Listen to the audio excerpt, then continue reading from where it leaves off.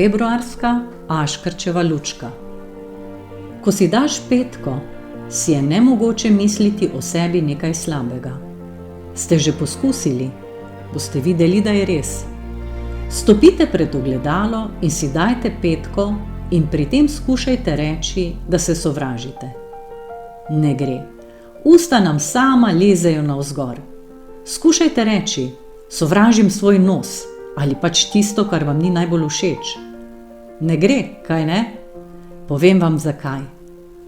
Ko dvignemo roko, da bi si dali petko, naše nezavedno odrine kritika v naši glavi in zajamejo nas dobri občutki. Prav tako si ne moremo dati petke, če se nam mudi v šolo in smo v strahu, da bomo zamudili, ali če imamo veliko šolskega dela za opraviti v določenem roku. Skratka, ne moremo si dati petke, kadar imamo gnečo, takšno ali drugačno.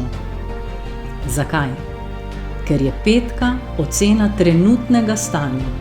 V trenutku, ko se odločimo in se osredotočimo na to, da si bomo dali petko, smo v danem trenutku in v tem trenutku se počutimo dobro. S petko lahko tudi utišamo glasove v svoji glavi. Ko se zjutraj oblačimo in razmišljamo, ali smo se dovolj naučili, ali smo si vse zapomnili, smo vzeli vse s seboj, postajamo kar malo nervozni. Kaj lahko naredimo? Zdaj že vemo. Stopimo pred ogledalo in si damo petko. V mislih si lahko rečemo: vidim te, verjamem vate, ob tebi sem, zmoreš. Zato ta navada ni preprost gib, je potrditev.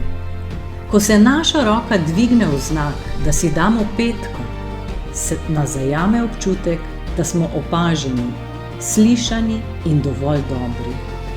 Ob petki v ogledalu se ne spremeni le naše počutje, spremeni se tudi naš pogled.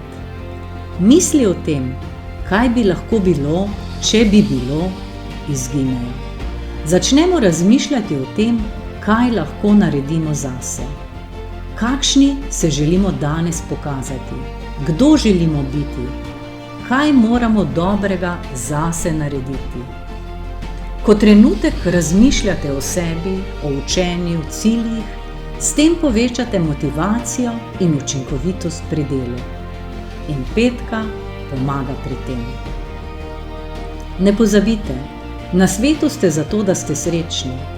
In ne pozabite, v vas se skriva čudovita moč in potencial, ki komaj čakata, da prideta na plano. Verjamem vsakega izmed vas. Ja, tudi v tebe.